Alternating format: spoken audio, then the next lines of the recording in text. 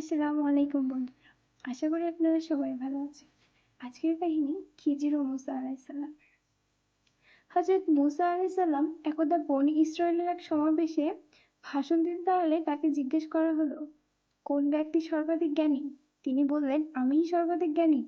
জ্ঞানকে আল্লাহর দিকে সরপদ না করার কারণে আল্লাহ তাকে তিরস্কার করে বললেন, বরং দুঃসাগরের সঙ্গমস্থলে আমার এক বান্দা আছে, যিনি তোমার চেয়ে অধিক জ্ঞানী। হযরত মুসা আলাইসাল্লাম বললেন, হে আমার প্রতিপালক, তার নিকট পৌঁছাতে কে আমাকে সাহায্য করবে? তখন বলা হলো, তুমি একটি থলিতে করে একটি মাছ নাও। যেখানে তুমি মাছটি হারাবে সেখানেই আমার সে বান্দা আছে। অতঃপর হযরত মুসা আলাইসাল্লাম একটি মাছ ধরলেন এবং থলিতে রাখলেন। তারপরে মাছ নিয়ে তার সঙ্গী ইউসা বিন নুনকে সাথে নিয়ে চললেন। শেষ পর্যন্ত তারা একটি পাথরের কাছে পৌঁছালেন এবং তার উপর মাথা রেখে বিশ্রাম নিলেন। মুসা আলাইসাল্লাম ঘুমিয়ে পড়লেন। এই সময় মাছটি থলি থেকে বের হয়ে লাফিয়ে সমুদ্রে চলে গেল। অতঃপর সে সমুদ্রের সুড়ঙ্গের মতো পথ করে নিল, আর আল্লাহ মাছটির চলার পথে পানির প্রবাহ থামিয়ে দিলেন। ফলে তার গমন পথটি সুড়ঙ্গের মতো হয়ে গেল। তারপরে তারা উভয়ে অবশিষ্ট রাত এবং পুরো দিন পথ চললেন। পরদিন সকালে হযরত মুসা আলাইসাল্লাম তার সাথীকে বললেন, আমরা তো সফরে ক্লান্ত হয়ে পড়েছি, আমাদের খাবার নিয়ে এসো। হযরত মুসা আলাইসাল্লামকে আল্লাহ যে স্থানে যাবার কথা বলেছিলেন সেই স্থান অতিক্রম করার পূর্ব পর্যন্ত তিনি কোনরূপ ক্লান্তি বোধ করেননি। সাথী ইউসা বিন নুন তখন বলল, আপনি কি ভেবে দেখেছেন যে পাথরটির নিকট আমরা বিশ্রাম নিয়েছিলাম সেখানেই মাছটি অদ্ভুতভাবে সমুদ্রের মধ্যে চলে গেছে? কিন্তু আমি মাছটির কথা আপনাকে বলতে ভুলে গিয়েছিলাম। মূলত শয়তানই আমাকে এই কথা ভুলিয়ে দিয়েছে। বর্ণনাকারী বললেন, পথটি মাছের জন্য ছিল একটি সুড়ঙ্গের মতো, আর তাদের জন্য ছিল আশ্চর্যজনক ব্যাপার। হযরত মুসা আলাইসাল্লাম বললেন, আমরা তো সেই স্থানটির অনুসন্ধানই করছি। অতঃপর তারা তাদের পথচিহ্ন ধরে চললেন এবং ওই পাথরের নিকটে পৌঁছে দেখলেন এক ব্যক্তি কাপড় মুড়ি দিয়ে বসে আছে। মুসা আলাইসাল্লাম তাকে সালাম দিলেন। তিনি সালামের জবাব দিয়ে বললেন, এখানে সালাম কি করে এলো? তিনি বললেন, আমি মুসা। খিজির জিজ্ঞেস করলেন, আপনি কি বনে ইসরায়েল বংশীয় মুসা? মুসা আলাইসাল্লাম বললেন, হ্যাঁ, আমি এসেছি এজন্য যে সত্য পথে যে জ্ঞান আপনাকে দান করা হয়েছে তা হতে আপনি আমাকে শিক্ষা দিবেন। খিজির বললেন, হ্যাঁ মুসা, আমার আল্লাহ প্রদত্ত কিছু জ্ঞান আছে যা আপনি জানেন না, আর আপনিও আল্লাহর প্রদত্ত এমন কিছু জ্ঞানের অধিকারী যা আমি জানি না। মুসা আলাইসাল্লাম বললেন, আমি কি আপনার সাথী হতে পারি? খিজির বললেন, আপনি কিছুতে আমার সাথে ধৈর্য ধারণ করতে পারবেন না। যে বিষয়ে আপনার জ্ঞানের তাওয়াধীন নয় সে বিষয়ে আপনি ধৈর্য ধারণ করবেন কেমন করে? মুসা আলাইসাল্লাম বললেন, ইনশাআল্লাহ, আপনি আমাকে ধৈর্যশীল পাবেন এবং আপনার কোনো আদেশ আমি অমান্য করব না। অতঃপর তারা দুজনে সাগরের কিনারা ধরে হেঁটে চললেন। তখন একটি নৌকা তাদের পাশ দিয়ে যাচ্ছিল। তারা তাদেরকে নৌকায় তুলে নেওয়ার জন্য অনুরোধ করলেন। তারা খিজিরকে চিনতে পেরে বিনা ভাড়ায় তাদেরকে নৌকায় তুলে নিল।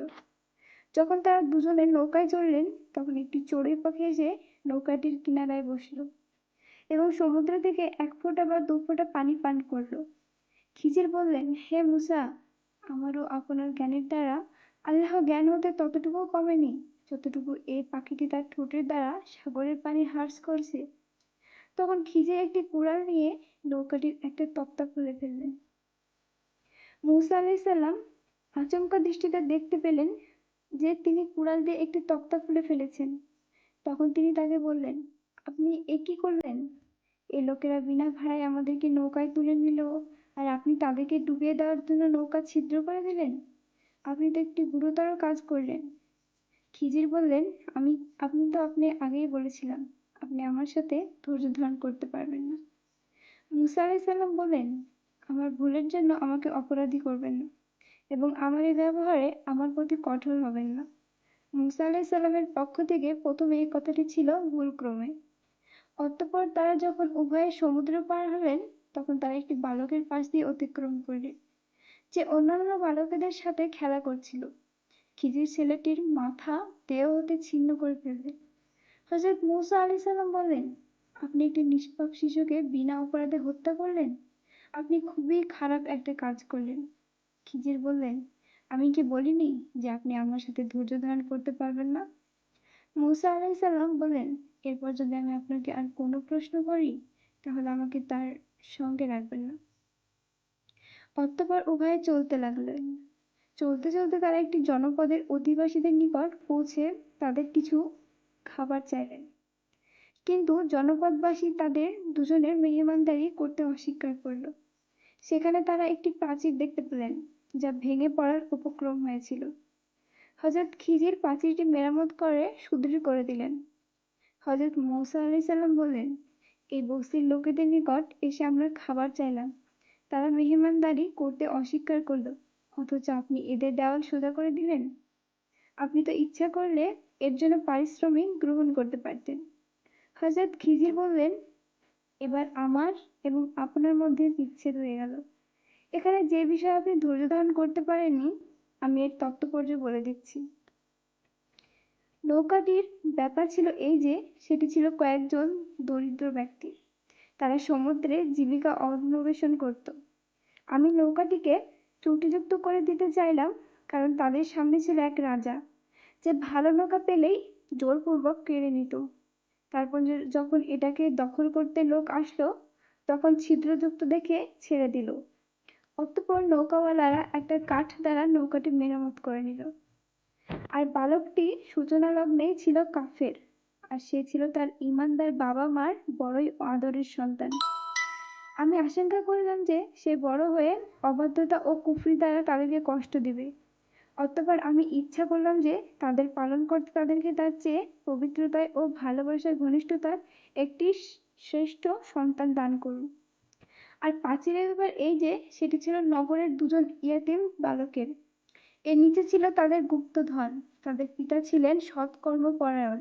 সুতরাং আপনার পালনকর্তা দয়াপ্রবেশ হয়ে ইচ্ছা পোষণ করলেন যে তারা যৌবনে পদার্পণ করে নিজেদের গুপ্তধন উদ্ধার করুক। আমি নিজের ইচ্ছায় এসব করিনি। আপনি যে বিষয়গুলোতে ধৈর্য ধারণ করতে পারেননি, এই হলো তার ব্যাখ্যা।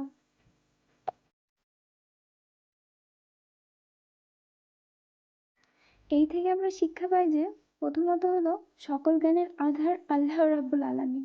তিনি যাকে যতটুকু ইচ্ছা প্রদান করেন। 2, জ্ঞান অর্জনের জন্য সফর অত্যন্ত গুরুত্বপূর্ণ। 3, শয়তান সর্বদা মানুষের পিছে পড়ে থাকে, সে তাকে প্রতিনিয়ত আল্লাহ বিমুখ করার চেষ্টা করে। 4, জ্ঞান অর্জনের জন্য ধৈর্য অবলম্বন করা জরুরি। 5, অহংকার করা যায় বা নিজেকে সবচেয়ে জ্ঞানী ভাবা ঠিক নয়।